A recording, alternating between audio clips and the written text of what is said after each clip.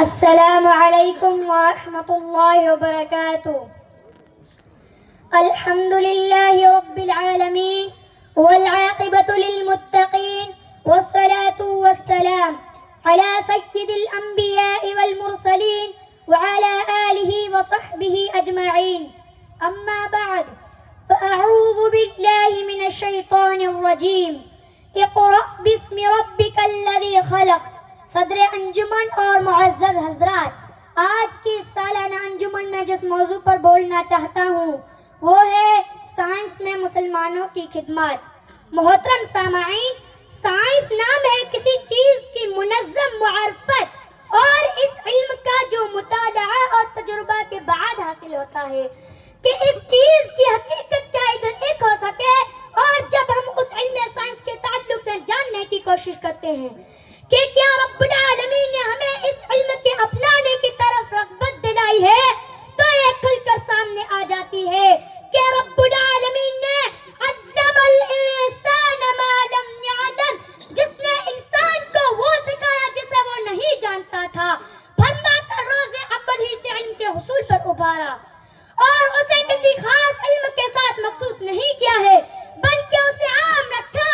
انہی علوم میں سے ایک علم سائنس بھی ہے جو انسان کو اس بات کی طرف راغب کرتا ہے کہ انسان دنیا کے سلسلے میں سوچے، غور و فکر کرے کہ کس طرح یہ بلند و بالا آسمان بغیر ستون کے کھڑا ہے، کس طرح ایک انسان معمولی قطرے سے وجود آتا ہے. یہ تمام کی تمام چیزیں عین کتاب اللہ کے بھی موافق ہیں.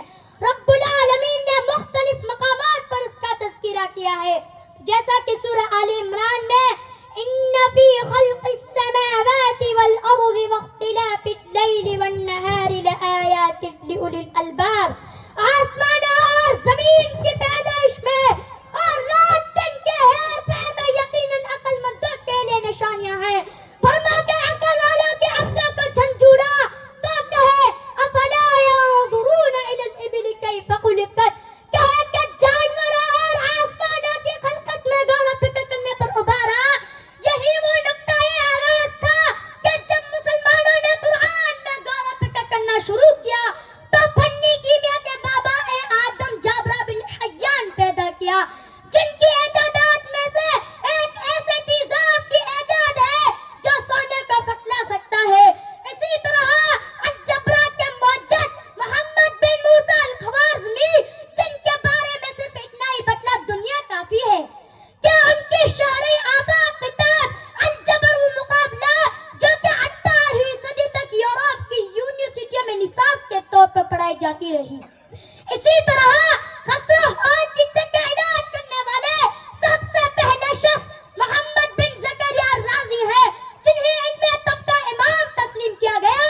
اور اسی طرح ابو القاسم خلف بن عباس الزہراوی، جو دنیا طب کے عظیم ترین سرجن اور نہایت عمدہ جراح تھے، جنہوں نے آپریشن کے آلات اینچی، چاقو وغیرہ ایجاد کر کے تاریخ میں اپنا نام رقم کیا.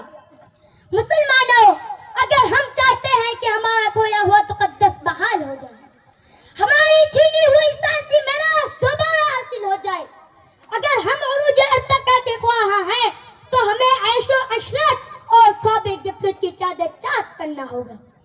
ہمیں قرآن و سنت کو اپنانے کے ساتھ ساتھ سائنس اور ٹیکنالوجی کے میدان میں زور آزمائی کرنی ہوگی. علامہ اقبال رحمت اللہ علیہ نے کیا خوب کہا ہے، کس طرح ہوا کند تیرا نشتر و تحقیق، کس طرح ہوا کند تیرا نشتر و تحقیق، ہوتے نہیں کیوں تجھ سے ستاروں کے جگر چاک. آخر میں اللہ تعالیٰ سے دعا ہے کہ ہمیں سائنس کے میدان میں ترقی کرنے کی توفیق عطا فرمائے. آمین. وآخر دعوانا ان الحمد للہ رب العالمین. والسلام علیکم ورحمۃ اللہ وبرکاتہ.